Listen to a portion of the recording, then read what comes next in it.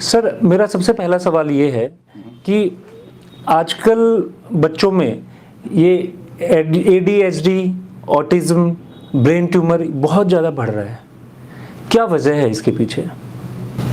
देखिए, अगर आप अवेयर पेरेंट्स हैं तो आपको पता है कि अभी जो ऑटिज्म है बच्चों में, हर क्लास में, हर स्कूल में, हर सेक्शन में आपको मिलेगा। जब जो मेरी उम्र के हैं, मेरी उम्र लगभग 50 साल होने वाली है, तो अगर हम याद करें अपने टाइम में स्कूल में, तो मुझे याद नहीं आ रहा, मेरे पूरे 12 साल के स्कूल में शायद कोई एक बच्चा होगा ऑटिज्म का, वो भी ठीक से ध्यान नहीं आ रहा मुझे।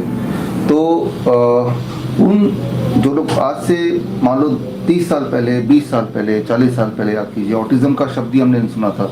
और आज ऐसा कोई क्लास सेक्शन नहीं है जहाँ पे ऑटिज्म के बच्चे या इस तरह के अपने अपने पड़ोस में देखिए काफ़ी आम सा हो गया है। आम हो गया है। ADHD, अटेंशन डेफिसिट डिसऑर्डर, काफ़ी आम हो गया है। बच्चों में ब्रेन ट्यूमर बहुत ज़्यादा हो गया है। तो ऐसा क्या हो गया कि पिछले 10 सालों में प्रिसाइजली जब इतने तेज़ी से रफ्तार बढ़ा है, ये चौंका देने वाली बात है। खासतौर पे पिछले 2 साल में, 3 साल में, 2020 मार्च के बाद से एकदम बढ़ गया है। हमारे हॉस्पिटल्स में, जहाँ हमारे हॉस्पिटल्स हैं, हमारे 12 शाखाएँ हिम्स के नाम से, हिम्स हॉस्पिटल, और भारत में भी और बाहर वियतनाम में भी जहाँ भी हमारे एक्टिविटीज़ हैं, तो वहाँ पे इस तरह के शिकायतें, बच्चों के इस तरह के केसेस काफ़ी ज़्यादा एक्सपोनेंशियली बढ़ गया है। क्यों बढ़ गया है मैं आपको समझाता हूँ ज़रा। आप ध्यान से देखिए, मान लो मोबाइल लेते हैं, अब बच्चों के हाथ में मोबाइल सब पेरेंट्स ने दे दिया आजकल, राइट। और ये जो मोबाइल है, ये आपके समझाने के हिसाब से बता रहा हूँ, जब इसको आप कान में लगा के जब बात करते हैं, तो अगर 5 मिनट से ज़्यादा बात करेंगे तो आप देखेंगे कि ये कान ये थोड़ा गर्म हो जाता है, गर्म होने लग जाता है, ये गर्म होने लगता है। ये जो गर्म होगा तो इसका नेक्स्ट फेज है कि आपके इस एरिया में ट्यूमरस ग्रोथ शुरू हो जाएगा। ट्यूमरस ग्रोथ जब इनिशियल फेज में होगा तो that will create some kind of deformity in the functioning of the brain, जिसमें ऑटिज्म हो सकता है, ADHD हो सकता है, एंड फाइनली वो ट्यूमर हो जाएगा तो फिर पैरालिसिस हो सकता है, डेथ हो सकती है। और ये सिर्फ बच्चों के केस में नहीं है, बड़ों के केस में भी। लेकिन बच्चों में क्या है कि जो स्कल है ये थिन होता है, बच्चों की ग्रोइंग पीरियड होती है। तो ये जो इलेक्ट्रोमैग्नेटिक वेव है बिकॉज द मोबाइल रेडिएशन, वो बच्चों में जो पेनिट्रेशन होता है वो करीब 150% से लेकर 200% तक पेनिट्रेशन होता है। उस पेनिट्रेशन की वजह से जो डिफेक्ट आते हैं बॉडी में वो अबाउट 20 टाइम्स है, 20% नहीं बोल रहा हूँ, 20 गुना एक एडल्ट के मुकाबले होता है। यानी कि बच्चों के साथ अगर थोड़ा ही देर के लिए इलेक्ट्रोमैग्नेटिक रेडिएशन का एक्सपोजर होता है क्लोज कांटेक्ट में, that will disturb the body and the brain to a great extent. घर घर में आप देखेंगे बच्चे चिड़चिड़ापन सा, सही टाइम पे सोना नहीं, सही टाइम में उठना नहीं, बड़ी जल्दी बीमार पड़ जाना, तो ये इलेक्ट्रोमैग्नेटिक रेडिएशन है। इलेक्ट्रोमैग्नेटिक रेडिएशन आप बोलेंगे वो दिखता तो है नहीं, दिखती नहीं है, जरूरी नहीं कि वो खतरनाक नहीं है। जिस तरह से इलेक्ट्रिक करंट है, मैं बोलूँ ये यहाँ पे आप देख रहे हैं कि इसमें उंगली डाल देंगे, आप बोलेंगे नहीं भाई क्योंकि नजर नहीं पड़ती। आप एक मैं उदाहरण दे रहा हूँ, आपका जो भी मोबाइल है, मान लो आपका सैमसंग का मोबाइल है, सैमसंग का ये मेरे ख्याल से, हाँ, तो जो भी मोबाइल है उस मोबाइल को जब डब्बा आप खरीदते हैं तो डब्बे में एक लीफलेट आता है, वो लीफलेट को पढ़िए, उसमें लिखा है, फॉर एग्जाम्पल सैमसंग वाले लीफलेट में लिखा है कि जब भी आप मोबाइल से बात करेंगे तो 1.5 सेंटीमीटर दूर रखिए। ये नहीं, ये 1.5 सेंटीमीटर दूर अगर नहीं रखेंगे तो आपको कैंसर हो सकता है। तो उसमें तो लिखा है, लेकिन आपको अगर अपना लीफलेट नहीं मिल रहा क्योंकि आपने डब्बा कहीं फेंक दिया, तो एक काम कीजिए, bishruk.com/cellphonefever, एक ही शब्द है, इसमें जाएंगे तो जितने सारे मोबाइल कंपनीज के जो लीफलेट्स हैं वो मैंने वहाँ डाल दिए हैं, उसमें आप जाके पढ़ लीजिए, वहाँ लिखा हुआ है। तो लिखा तो हुआ है लेकिन आपकी आंखें बंद हैं, तो क्या कर सकते हैं, और अगर आपने अब तक नहीं देखा तो अब देख लीजिए, अब जो मैंने बोला उसको वेरीफाई कर लीजिए, go for some action. Sir बहुत सारे लोग तो पढ़ना ही नहीं जानते हैं, जैसे फिल्मों में बता तो देते हैं एटलीस्ट स्क्रीन पे कि smoking is injurious to health, तो उस तरीके से कुछ और उपाय हो सकता है इसका, या फिर अवेयरनेस ही एक उपाय है? बिकॉज बहुत सारे लोग हैं राजस्थान में, हरियाणा में, गाँव में लोग हैं जो जिन्होंने बहुत ज़्यादा पढ़ाई की नहीं है। देखिए, तो फिर ये वीडियो आपने पढ़ाई नहीं की तो अब तो आपको सुन रहे हैं, सुनना तो आता है आपको, तभी आप मोबाइल से बात करते हैं। तो इसलिए ये वीडियो हम बना रहे हैं ताकि जो लोगों को उतना पढ़ाई लिखाई नहीं भी है या पढ़ना नहीं चाहते हैं या उस तरह से अलर्ट नहीं है, तो इसीलिए ये स्पेशल वीडियो बना है। कि अब मैसेज आप तक पहुंच गया और आप भी इस मैसेज को आगे लोगों तक पहुंचाइए कैसे भी करके, क्योंकि ये एक तरह का टाइम बॉम्ब है जो आपके पास दे दिया गया है। वो बस टाइम बॉम्ब अचानक फटता ही है, धीरे धीरे डिफ्यूज होते होते मतलब स्लो पॉइजनिंग की तरह आपके बॉडी में खराब कर रहा है, खासतौर पर छोटे बच्चों का, बिकॉज उनके जो स्किन है वो skin is not the same as our skin, उसमें पेनिट्रेशन ज़्यादा जल्दी होती है, 10 गुना जल्दी पेनिट्रेशन होती है कई बार, और उसका इफेक्ट भी ज़्यादा एडवर्स होता है। राइट तो सर अब मतलब अगर इन ऑल मिला के जो चीज़ समझ में आ रही है, हालात तो बहुत बुरे हैं, बहुत ज़्यादा एक बहुत बड़े लेवल पे सारी चीज़ें फैल चुकी हैं, तो इन हालात को सुधारने के लिए कुछ उपाय आपने किए अपने लेवल पे, कुछ आपने एक्शंस लिए हैं, क्या कर रहे हैं आप इसको? देखिए हमारे पूरे देश में नाइज एंड वाइज एक्सपर्ट्स है, आप लोग जो मुझे सुनते हैं आपको पता ही है, network of influencer care expert जिसे बोलते हैं, उन्होंने टाइम टाइम पे बहुत सारे काम किए देश को बचाने का, देश के स्वास्थ्य के तरफ मुहिम शुरू की। एक नया मुहिम हमने शुरू किया अभी, that is called zero volt therapy.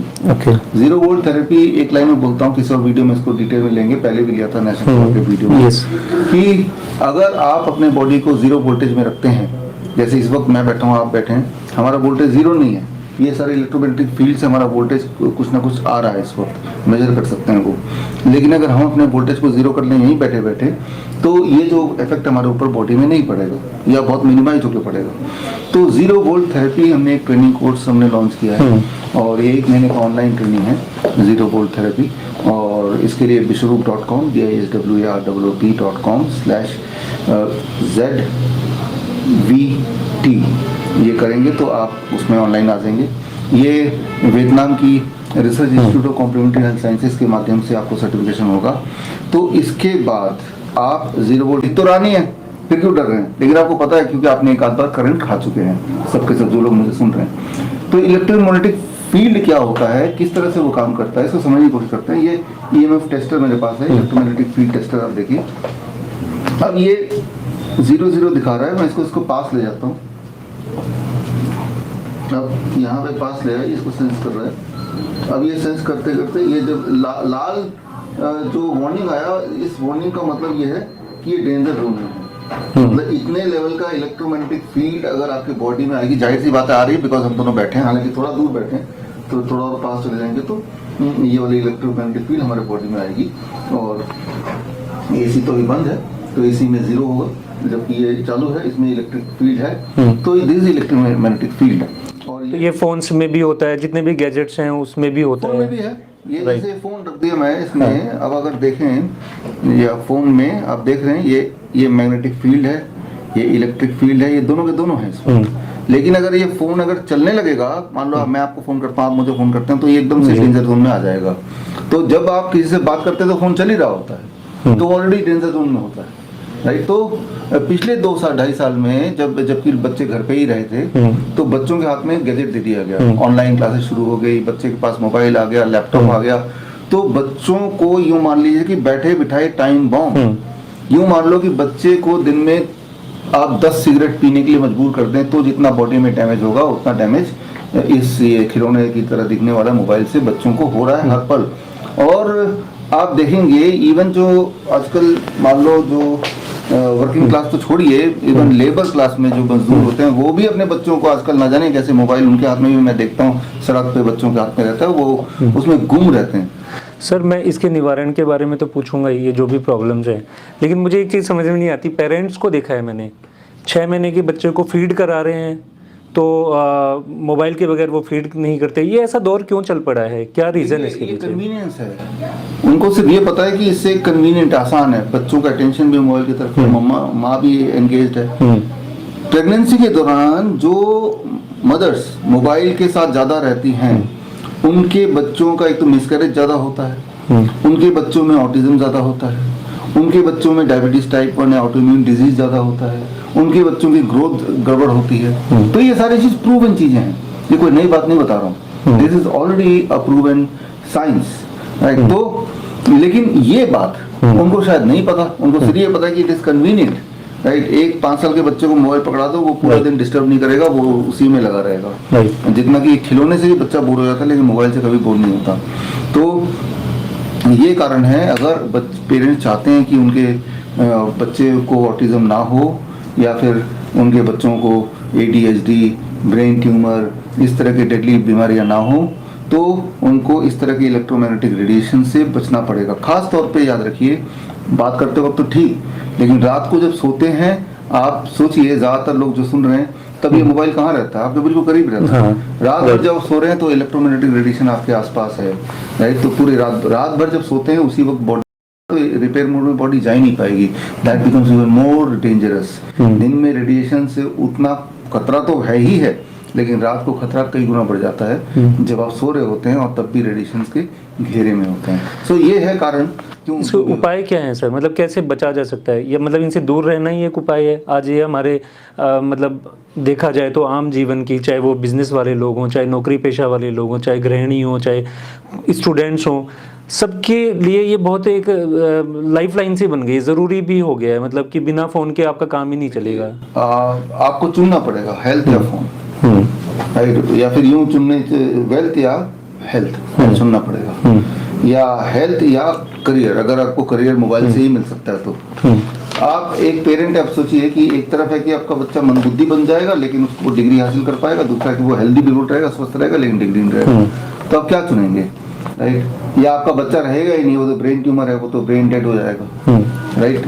तो आपको ये देखना पड़ेगा किसी भी कीमत में, the priority is always the health. तो उसके लिए क्या करना पड़ेगा, एक तो जो वायरलेस चीजें हैं उसको हटा दो, ब्लूटूथ हटा दो, वाईफाई के पास मत रहो, उसको हमेशा ऑन ना रखो, वो तो कर ही सकते सोते वक्त। जिस कमरे में आपका बेडरूम है, उस बेडरूम में तो मोबाइल ना हो, उस बेडरूम में कोई भी तार, कोई भी कनेक्टिविटी, कोई भी रिचार्जिंग पॉइंट पे रिचार्ज, या जैसे ये लैंप मैं देख रहा हूँ, ये लैंप अगर ये ऑफ भी होगा तब भी इसका इलेक्ट्रिक फील्ड है, ऑफ होने के बाद भी तो तारों में तो इलेक्ट्रिसिटी है, तो इलेक्ट्रोमैग्नेटिक फील्ड फिर भी है, तो इसको स्विच बोर्ड से हटा दिया, रात को तो ऑफ ही रहेगा।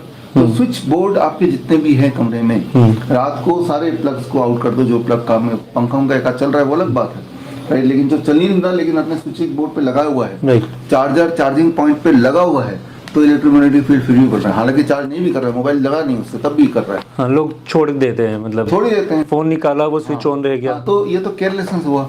तो कोई भी प्लग्स में कुछ भी प्लग इन ना हो, मोबाइल उस कमरे में ना हो, दूसरे कमरे में हो, स्विच ऑफ मोड पे हो, ये वाईफाई बंद हो जाए, और बच्चों का जो टाइम विद द मोबाइल ये फिक्स्ड हो, बहुत जरूरी हो तभी करें, उस पर नजर रखनी पड़ेगी बच्चों के। ऐसे लेविशली कि भाई पकड़ा दिए मोबाइल, तो बच्चे का ही मोबाइल है, ऐसा भी है, हर बच्चे को मोबाइल मिला हुआ, उसका पर्सनल, वो चीज़ों से उनको हटाएं।